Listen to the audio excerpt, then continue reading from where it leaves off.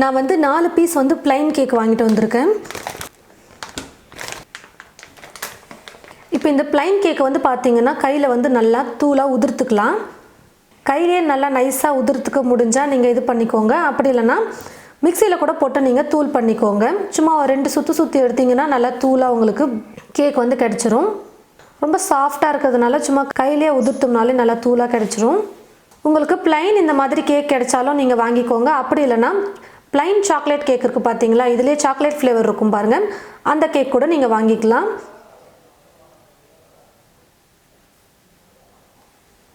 பாருங்க फ्रेंड्स, நான் எடுத்துருந்த கேக்க வந்து ஃபுல்லா இந்த மாதிரி கையிலே நல்லா உதிர்த்து எடுத்துக்கிட்டேன். இப்போ தூள் பண்ணி வச்சிருக்கிற இந்த கேக்க வந்து ஒரு கப்ல வந்து அளந்துக்கோங்க. நான் வந்து இப்போ இந்த கப்ல தான் கேக்க வந்து அளந்து எடுத்துக்க போறேன். ரொம்ப அழுத்தம் கொடுக்க வேணாம். சும்மா லைட்டா இந்த மாதிரி கேக்க போட்டு சும்மா லைட்டா பிரஸ் பண்ணீங்கன்னா உங்களுக்கு ஒரு அளவு கரெக்ட்டா இருக்கும் பாருங்க. இப்படி அளந்து ஒரு பவுல்ல சேர்த்துக்கிட்டேன். மொத்தம் தூள் பண்ணி வச்சிருக்கிற கேக்கோட அளவு வந்து பாத்தீங்கன்னா இந்த கப்ல 2 கப் அளவுக்கு எடுத்துர்க்கேன். இப்போ இதே கப்ல மீதி இருக்கிற எல்லா பொருளையும் அளந்து சேர்த்தோம்னா கரெக்ட்டா இருக்கும். ஸ்டவ் பத்த வச்சிக்கிட்டு ஸ்டவ் மேல ஒரு கடாய் வச்சிருக்கேன். இப்போ இந்த கடாயில வந்து பாத்தீங்கன்னா சர்க்கரை சேர்த்துக்க போறேன்.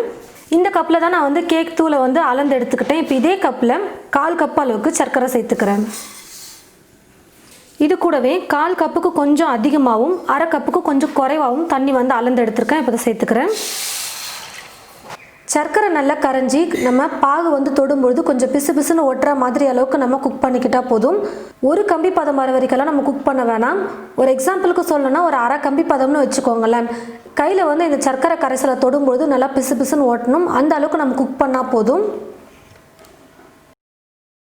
பாருங்க फ्रेंड्स, சர்க்கரை நல்லா கரைஞ்சி நான் சொன்ன பதத்துக்கு ரெடி ஆயிடுச்சு. அதாவது சர்க்கரை கரைசலை தொடும்போது நல்லா பிசுபிசுன்னு ஒட்டுற அளவுக்கு 1/2 கம்பி பதத்துக்கு ரெடி ஆயிடுச்சு. இப்போ பாருங்க பாகு வந்து கையில தொடும்போது நல்லா பிசுபிசுன்னு ஒட்டுது. இதுதான் சரியான பதம். இப்போ நான் வந்து ஸ்டவ் ஆஃப் பண்ணிக்கிறேன். எக்காரணத்து கொண்டும் ஒரு கம்பி பதத்துக்கு சர்க்கரை பாகு நம்ம ரெடி பண்ணக்கூடாது. அதை மட்டும் நீங்க பார்த்துக்கோங்க.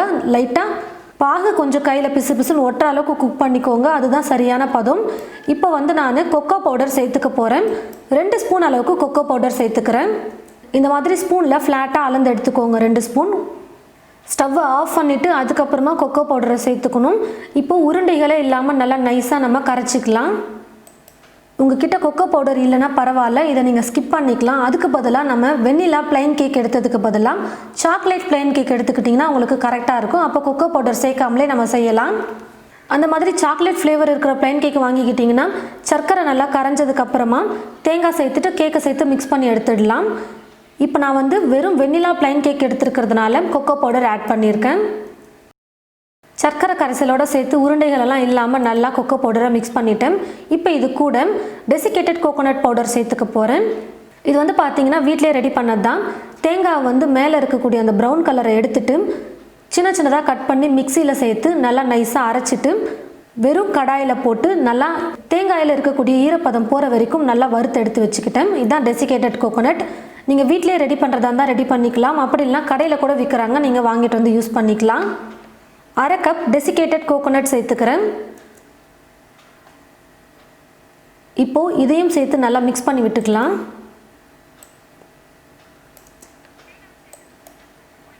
தேங்காவை சேர்த்து மிக்ஸ் பண்ணதுக்கப்புறமா இது கூட தூள் பண்ணி வச்சிருக்கிற கேக்கை வந்து சேர்த்துக்க போகிறேன்.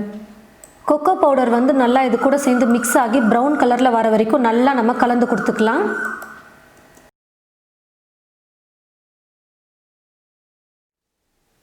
எல்லாத்தையும் சேர்த்து நல்லா மிக்ஸ் பண்ணிட்டேன். இப்போ வந்து ஸ்டவ்வை பற்ற வச்சுக்கலாம். பால் வந்து காய வச்சு எடுத்து வச்சிருக்கேன். இப்போ இந்த பாலை வந்து சேர்த்துக்க போகிறேன் இது கூட. ஏன்னா நம்ம உருண்டை பிடிக்கணும். உருண்டை பிடிக்கிற அளவுக்கு கொஞ்சம் இலக்கமாக இருந்தால் தான் நல்லாயிருக்கும். அதனால இது கூட கொஞ்சமாக பால் சேர்த்து நான் மிக்ஸ் பண்ணிக்க போகிறேன். காய வச்ச பால் தான் இது. உங்களுக்கு ஆப்பிள் கேக் வந்து கொஞ்சம் கலராக டார்க்காக வேணும் அப்படின்னு நினச்சிங்கன்னா கொக்கோ பவுடரை வந்து கொஞ்சம் அதிகப்படுத்திக்கோங்க. ஒரு 2.5 ஸ்பூன் அளவுக்கு நீங்கள் கொக்கோ பவுடர் சேர்த்துக்கிட்டிங்கனாலும் கரெக்டாக இருக்கும். ஸ்டவ்வை வந்து லோ ஃப்ளேமில் வச்சுக்கிட்டு நம்ம பால் சேர்த்து மிக்ஸ் பண்ணிக்கலாம். கொஞ்சம் சூடாக இருந்தால் தான் நம்ம சேர்க்குற பாலை வந்து கேக் நல்லா அப்சர்வ் பண்ணிக்கும். அதனால் லோ ஃப்ளேமில் வச்சுக்கிட்டு பால் கொஞ்சமாக சேர்த்து நம்ம மிக்ஸ் பண்ணிக்கலாம். ரொம்ப அதிகமாகலாம் பால் சேர்க்க வேணாம். ஒரு 50 மில்லிக்கும் குறைவாகவே தான் நம்ம வந்து பால் சேர்க்க போகிறோம். இது கூடவே 1 ஸ்பூன் அளவுக்கு நெய் சேர்த்துக்க போகிறேன். நெய் சேர்த்து செஞ்சோம்னா டேஸ்ட் வந்து ரொம்ப சூப்பராக இருக்கும் சாப்பிட்றதுக்கு. ஒருவேளை உங்களுக்கு நெய் பிடிக்கலைன்னா ஸ்கிப் பண்ணிக்கலாம். இப்போ இது எல்லாத்தையும் சேர்த்து நல்லா மிக்ஸ் பண்ணி விட்டுக்கலாம்.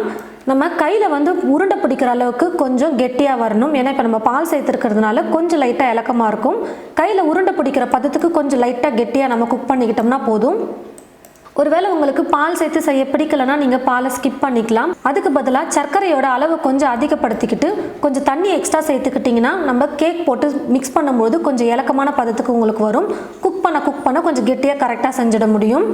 நான் வந்து ஸ்வீட் வந்து கொஞ்சம் கம்மியாக தான் சேர்த்துருக்கேன். ஏன்னு பார்த்தீங்கன்னா நம்ம கேக்லேயே கொஞ்சம் ஸ்வீட் இருக்கும். அதனால் சர்க்கரை வந்து கொஞ்சம் கரெக்டாக போட்டு செஞ்சுருக்கேன். பால் ஸ்கிப் பண்ணணும்னு நினச்சிங்கன்னா சர்க்கரையோட அளவையும் தண்ணியும் கொஞ்சம் லைட்டாக அதிகப்படுத்திக்கிட்டிங்கன்னா போதும். பாருங்கள் ஃப்ரெண்ட்ஸ், இந்த அளவுக்கு நல்லா கொஞ்சம் கெட்டியாக வர வரைக்கும் நம்ம குக் பண்ணால் போதும். இப்போ நான் ஸ்டவ் ஆஃப் பண்ணிக்கிறேன். கொஞ்சம் சூடு ஆறுனதுக்கப்புறமா நம்ம உருண்டை பண்ணுறதுக்கு கரெக்டாக இருக்கும். ஒரு பிளேட்டில் மாற்றி வச்சுக்கலாம். சூடு நல்லா ஆறட்டும். பாருங்கள் ஃப்ரெண்ட்ஸ், சூடு வந்து நல்லா ஆறி வந்துருச்சு. இப்போது சின்னதாக நம்ம உருண்டை பண்ணி எடுத்து வச்சுக்கலாம். உருண்டை பிடிக்கிறதுக்கும் பார்த்தீங்கன்னா கரெக்டான பதத்துக்கு கெட்டியாக வந்திருக்கு பாருங்கள். இந்த மாதிரி கொஞ்சம் கெட்டியாக இருந்தால் தான் உருண்டை பண்ணுறதுக்கு கரெக்டாக இருக்கும். ஒரு பிளேட்டில் வந்து பார்த்தீங்கன்னா டெசிகேட்டட் கோகோனட் பவுடர் எடுத்து வச்சுருக்கேன். நம்ம வீட்டிலேயே ரெடி பண்ணியிருப்போம் பார்த்தீங்களா, அதிலே கொஞ்சம் எடுத்து வச்சுக்கிட்டிங்கன்னா போதும். பேக்கரியிலலாம் பார்த்தீங்கன்னா தெரியும், ஆப்பிள் கேக் மேலே வந்து தேங்காய் வந்து கோட்டிங் போட்டு வச்சுருப்பாங்க. அது பார்க்க கொஞ்சம் சூப்பராக இருக்குன்றதுனால அந்த மாதிரி பண்ணுவாங்க. இப்போ அதுக்காக தான் நம்ம டெசிகேட்டட் கோகோனட் பவுடரை எடுத்து வச்சுருக்கோம். உங்களுக்கு எந்த சைஸில் கேக் வேணுமோ அந்த சைஸுக்கு நீங்கள் உருண்டை பண்ணி வச்சுக்கோங்க. இந்த மாதிரி விரிசல் இல்லாமல் நல்லா உருண்டை பண்ணதுக்கப்புறமா எடுத்து வச்சுருக்கிற இந்த டெசிகேட்டட் கோகோனட்டில் போட்டு நல்லா புரட்டி எடுத்துக்கணும்.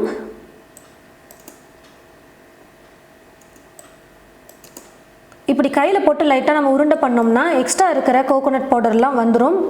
கேக்கில் அழகாக ஒட்டி இருக்கும், பார்க்குறதுக்கு கொஞ்சமாக லைட்டாக இருக்கும், பார்க்கவும் அழகாக இருக்கும். இது போலவே ஆப்பிள் கேக் செஞ்சு ஒரு பிளேட்டில் எடுத்து வச்சுக்கிறேன். இது போலவே சின்னதாக உருண்டை பண்ணி டெசிகேட்டட் கோகோனட்டில் போட்டு நல்லா புரட்டி எடுத்து ஒரு பிளேட்டில் எடுத்து வச்சுக்கிறேன். பாருங்கள் ஃப்ரெண்ட்ஸ், பேக்கரி ஸ்டைல்லையே நல்லா டேஸ்டியாக சூப்பராக நம்ம வீட்லேயே ஆப்பிள் கேக் ரெடி பண்ணிட்டோம். ரொம்ப ஈஸி தான் ஆப்பிள் கேக் செய்கிறது. ப்ளைன் கேக் நம்மக்கிட்ட இருந்துச்சுன்னா போதும். ஆப்பிள் கேக் வந்து ஒரு 10லேருந்து 15 நிமிஷத்தில் நம்ம செஞ்சிடலாம். நம்ம பேக்கரிக்கு போயிட்டு இனி ஆப்பிள் கேக் வாங்கி சாப்பிடவே வேணாம். 2 கப் அளவுக்கு கேக் தூள் எடுத்திருந்தேன் பாருங்கள். அதுக்கே 10 பீஸ் வந்திருக்கு எனக்கு. சூப்பராக டேஸ்டியாக ஸ்வீட் வந்து வீட்டிலேயே நம்ம ரெடி பண்ணிடலாம். அதுவும் சீக்கிரமாக செய்யக்கூடிய ஸ்நாக் தான் இது. நீங்களும் இது போல் ஒரு முறை உங்கள் வீட்டில் ட்ரை பண்ணி பாருங்கள். கண்டிப்பாக எல்லாருக்கும் ரொம்ப பிடிக்கும். இப்போ நம்ம வந்து எப்படி இருக்குன்னு பார்க்கலாம். நல்லா சாஃப்டாக சூப்பராக இருக்குது பாருங்கள். தேங்காய்லாம் உள்ளே போட்டு செஞ்சுருக்கிறதுனால சாப்பிடவே அவ்வளோ டேஸ்ட் சூப்பராக இருக்கும்.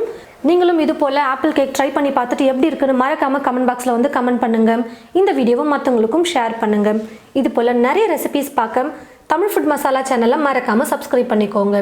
கூடவே பக்கத்தில் இருக்கிற பெல் ஐக்கானை கிளிக் பண்ண மறந்துடாதீங்க. தேங்க்யூ.